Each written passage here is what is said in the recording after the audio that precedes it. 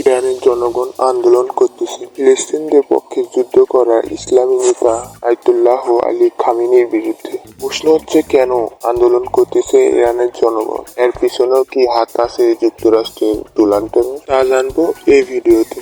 ইরানের জনগণ আন্দোলন করতেছে, তাদের একটাই দাবি, ইরানের সর্বোচ্চ নেতা আয়াতুল্লাহ আলী খামেনির মৃত্যু চাই। ইরানের সর্বোচ্চ নেতা খামেনি আন্দোলনকারীর সামনে আইন শৃঙ্খলা বাহিনীকে নেমে দেয় এবং গুলি করারও অর্ডার দেয়। আইন শৃঙ্খলা বাহিনীর গুলিতে 40 জন ইরানি জনগণ মারা যায়। এতে জনগণ আরো ক্ষিপ্ত হয়ে আন্দোলন শুরু করে। ইরানের জনগণ খামেনির বিরুদ্ধে আন্দোলন কি কারণে করতেছে? আসলে ইরানের খামেনির শাসন আমলে ইরানের টাকার মান এতটা কমেছে যে আপনি নিজ কানকেও বিশ্বাস করতে পারবেন না। বাংলাদেশের 1 টাকা ইরানি রিয়াল 4000 টাকা, যেখানে কয়েক বছর আগেও বাংলাদেশ থেকে ইরানি রিয়ালের দাম বেশি ছিল, আর বেশি থাকবে না বা কেন? ইরান রিয়াল বাণিজ্য করেই ডলারের উপরে ডলার ইনকাম করে, কিন্তু বিগত কয়েক বছর এনে যুক্তরাষ্ট্রের দফার কারণে ইরান রিয়াল বাণিজ্য করতে পারছে না। যুক্তরাষ্ট্রের সাথে যুদ্ধের কারণে যুক্তরাষ্ট্র এবং আরো কয়েকটি দেশ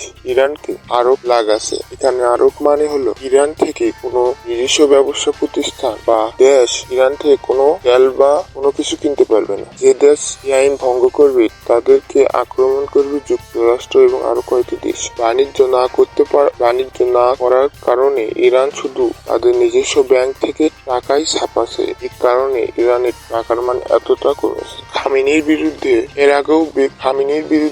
আগেও বেশ কয়েকটি আন্দোলন হয়েছে, কিন্তু খামেনি তারপরেও নিজের পথ ছাড়েনি। 35 বছর ধরে ইরানকে শাসন করতেছে, বলা যায় অন্যায়ভাবে শাসন করতেছে।